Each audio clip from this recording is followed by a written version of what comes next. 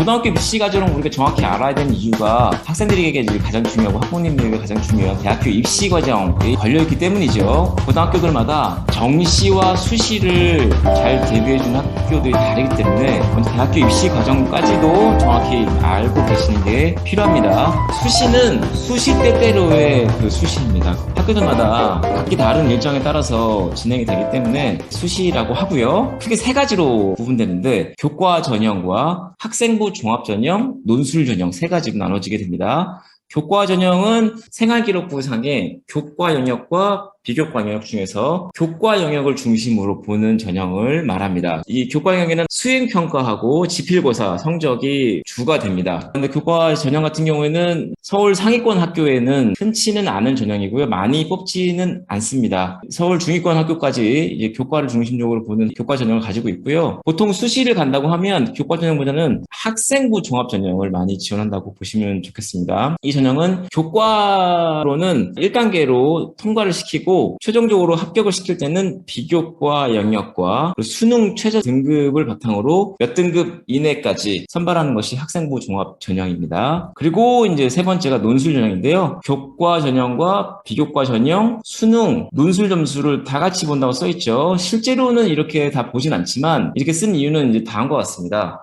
나는 교과 성적도 좀 부족하고 비교과 영역도 잘 챙기지 않았는데 그리고 수능도 잘 볼 자신이 없는데 내가 가고 싶은 학교는 좀 상위권 대학교다. 그런 학생들이 노릴 수 있는 마지막 남은 희망이 논술 전형이라고 보시면 되겠습니다. 예전에 대학교 본고사의 형태를 띠고 있기 때문에 학교에서는 절대 포기할 수 없는 전형이고요. 인서울 안에서도 16에서 17%, 많으면 20%를 유지하는 경우들이 많습니다. 논술 전형이 갈수록 줄어들고 있고 사라질 거라고 많은 곳에서 얘기가 나오고 있지만 비율은 계속해서 유지가 되고 있는 중입니다. 그래서 교육부에서는 어떻게든 이제 학생 중심으로 가야 되기 때문에 대학교 중심으로 선발하는 논술 전형도 폐지하라고 계속해서 압력을 놓고 있지만 대학교들은 교육부로부터 지원금을 좀 덜 받더라도 논술 전형으로 학생들을 뽑는 것을 상당히 선호하기 때문에 이 전형은 아마도 남아있지 않을까 하고 예상을 하고 있는 중이고요. 교육부에서도 이걸 알고 있기 때문에 차기 새로운 대입 전형에서는 이 논술 전형을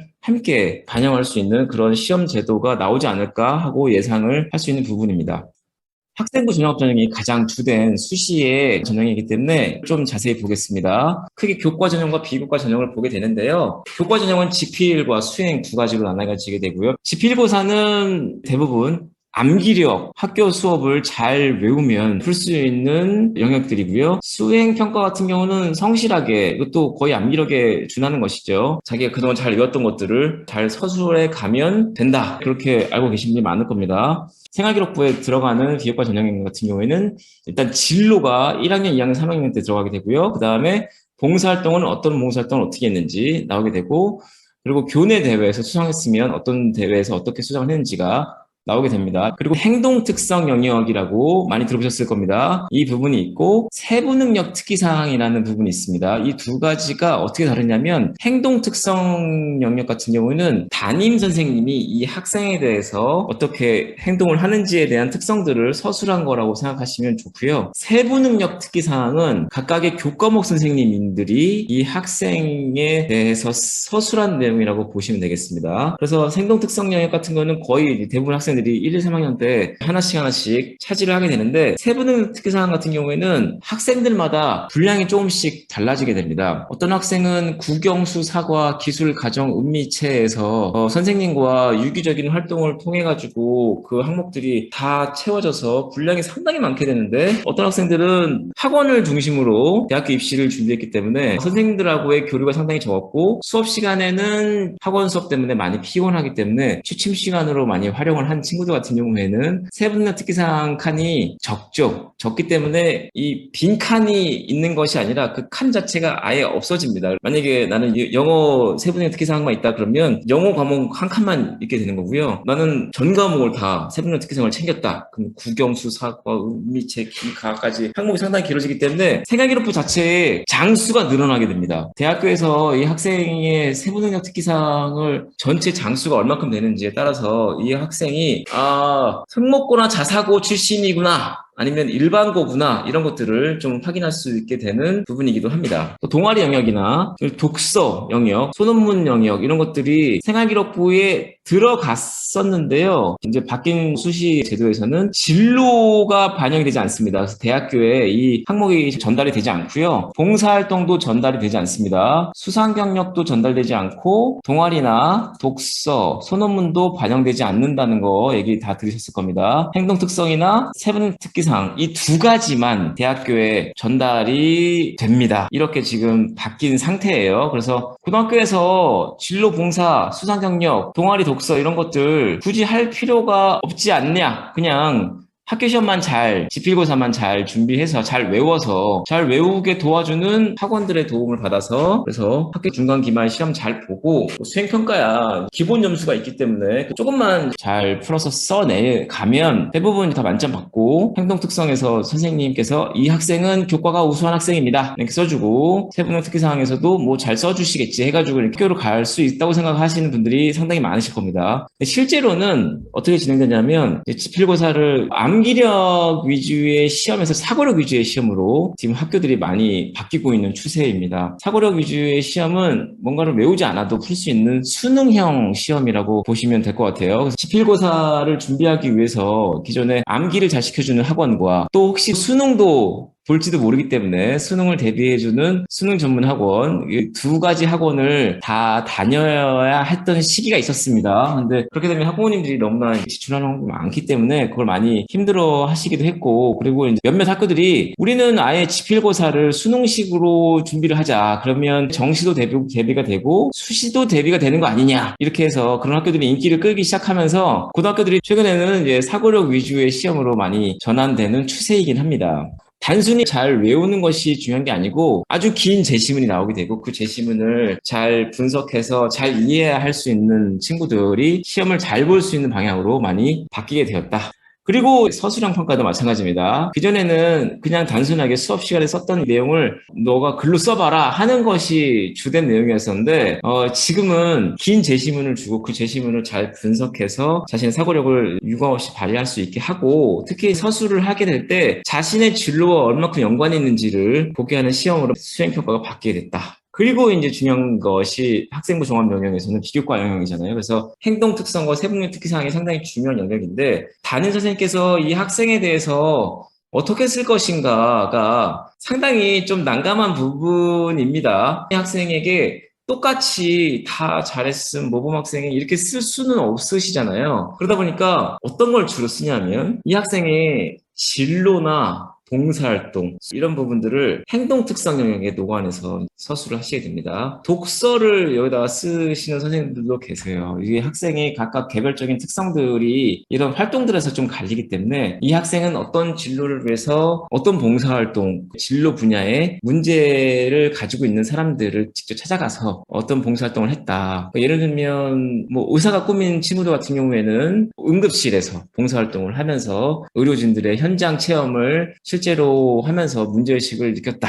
뭐 이런 식의 봉사활동 관련된 내용들이 행동 특성에 들어갈 수 있게 되면서 담임 선생님께서 써주시는 내용 속에 녹여내서 들어갈 수는 있습니다. 그래서 이런 것들을 감안하셔가지고 선생님들이 이 학생에 대해서 세부적으로 잘 관찰을 해주시고 학생의 성향을 잘 이해해주는 그런 고등학교로 지원을 하시는 게 좋겠고요. 마찬가지로 동아리나 독서 같은 것들은 교과 선생님들이 이 항목들을 이용해서 그 학생들의 세부 능력 특기사항을 적어주시게 됩니다. 교과 선생님들이 동아리에 담당 선생님이신 경우들이 많거든요. 동아리 선생님께서 이 학생이 동아리 활동에서 어떤 활동들을 주로 했다 이런 것들이 세부능력 특기사항에 들어가기 때문에 사실상 진로, 봉사, 동아리, 독서 이런 부분들이 행동특성 세부능력 특기사항의 두 항목에 여러 선생님들에 의해서 반영이 된다고 보시면 좋겠습니다.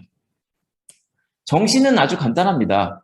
이게 이제 수학능력평가죠. 수학능력평가라고 해서 혹시라도 뭐 수학만 보는 거 아니냐 이러신 분은 없으시겠죠. 이것도 줄임말입니다. 대학 수학능력시험은 대학 이수학업 수업 능력 시험입니다. 그래서 대학교에 학업을 이수할 능력이 있는지 보는 시험이고요. 크게 국어, 수학, 영어, 역사, 사탐이나 과탐과 같은 탐구 영역, 그리고 제2외국어나 진로 탐색 분야가 있긴 한데 학생들의 점수를 가르는 핵심 분야는 국어, 수학, 탐구 분야라고 할 수 있겠습니다. 특히 이제 영어나 역사 같은 경우가 이제 절대평가로 전환이 돼서 국어나 수학이나 탐구 영역이 상당히 좀 중요해졌고요. 이런 부분에서는 독해력이 상당히 좀 중요해지고 있다. 수학이야 당연히 논리력이 필요한 영역이긴 한데 최고 난이도 문제들이 갈수록 제시문을 주고 그 제시문을 이해한 상태에서 수식들을 적용해야 되는 시험으로 바뀌고 있다고 볼 수 있겠습니다. 영어 같은 경우가 이제 절대평가로 바뀌고 나서 많은 학생들이 대부분 A를 받기 때문에 중요하지 않은 과목이 아니냐 했는데 최근 영어 시험들이 상당히 어려워지고 있어서 해석이 된 제시문을 봐도 문제를 풀기 어려울 정도로 영어가 어려워지고 있습니다. 영어도 절대평가이기 때문에 90점만 넘으면 이제 A를 받거든요. 근데 이제 A를 받는 학생들이 심할 때는 17%에 이를 정도로 너무 많았는데 이것들을 교육부에서 줄이려고 노력을 하고 있기 때문에 최근에 7%까지 향후로는 4% 이내까지 A 받는 학생들을 줄일 수 있도록 영어를 시험을 어렵게 하겠다. 그러기 위해서는 영어 가장 주된 항목들이 독해 항목들인데 그 독해 제시문들을 상당히 어렵게 만드는 것이 학생들의 90점 만드는 걸 좀 방해할 수 있는 요소가 되겠죠. 그래서 영어학원 선생님들이 상당히 수업을 하기를 어려워하십니다. 최근에 영어학원 원장님께서도 양자역학 제시문이 나왔는데 이걸 어떻게 학생들에게 풀려야 되느냐. 나도 지금 이 양자역학을 잘 이해를 못하겠는데 이거를 어떻게 수업을 해야 되는지 모르겠다. 고충을 토로하시는 분도 많아졌을 정도로 영어 제시문은 독해력 위주로 시험 바뀌고 있고요. 역사나 탐구도 마찬가지로 제시문의 길이가 갈수록 길어지고 있기 때문에 얼마나 그 글을 잘 읽느냐가 상당히 중요한 수학 능력 시험입니다. 왜 이렇게 독해력을 강조하냐면 논문 쓸 때 생각해 보시면 이제 됩니다. 논문을 쓰기 위해서는 4년 동안 한 전공 분야의 다양한 기존의 이론들을 수없이 책을 읽고 4학년 때 자기만의 새로운 이론들을 다른 논문들을 인용하고 참고해서 쓰게 되잖아요. 그러려면 자기 분야의 기존 이론들에 대해서 정확하게 이해하는 것이 필요한데 책을 읽고 정확하게 이해하는 능력이 독해력이기 때문에 그래서 독해력을 중점적으로 보는 것이 대학 수학 능력 시험이라고 보시면 되겠습니다. 크게 이제 수시인지 정시인지 우리 아이가 정시형인지 수시형이 헷갈리실 수 있는데요. 가장 이상적인 수시형의 이미지를 전해드리면 이렇습니다. 되게 성실하면서도 사회성을 가지고 있으면 수시형 인재라고 할 수 있습니다. 풀어서 설명해드리면 학업에 완전 집중하면서도 집시시험에 잘 대비를 하고 여러 가지 수행평가를 빠짐없이 챙기면서 학습 계획을 하루 단위, 주 단위, 월 단위, 학기 단위, 학년 단위로 빈틈없이 정리해서 동시다발적인 학사 운영에 저항 없이 따라가는 친구들 상당히 중요한 부분입니다. 이제 여기서 핵심 부분은 빈틈없이 또 중요하지만 가장 중요한 것은 이제 저항 없이 따라가는 것이죠.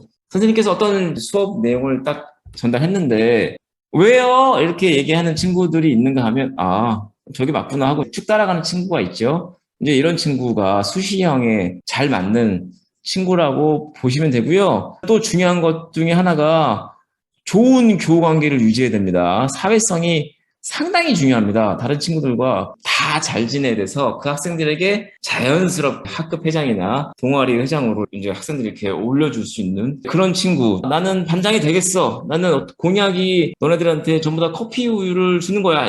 나를 반장으로 아니면 정규 회장으로 밀어줘. 내가 될 거야. 이런 친구가 아니라 친구들이 자연스럽게 우리를 대표하는 친구는 저 학생이지. 이런 친구들이 있죠. 한 가지를 해도 되게 성실하게 하는 것처럼 보이는 학생들. 이런 학생들이 선생님에게도 아주 좋은 평가를 받고 수시에 아주 적합한 인재들입니다. 머릿속에서 3, 4가지, 5, 6가지가 우르르 진행돼도 전혀 휘둘리지 않고 그걸 다 수행할 수 있는 친구들, 그런 친구들이 수시형이고요. 정시형은 아주 다릅니다. 자기가 주도적으로 탐구를 수행할 수 있는 친구여야 됩니다.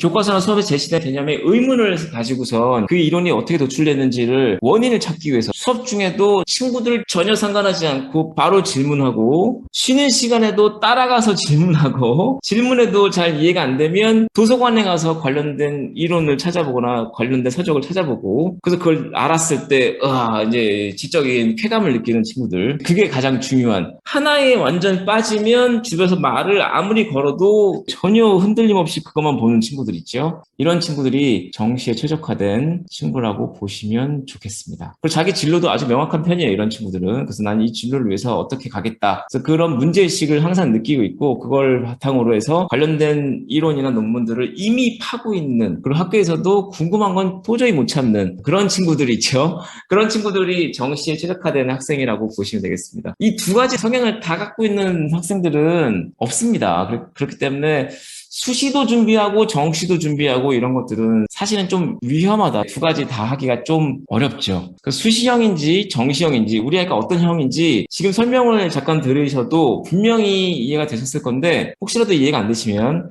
또 안내를 해드리고요. 그래서 둘 중에 어떤 것을 중심으로 가야 될지도 설명을 해드리도록 하겠습니다.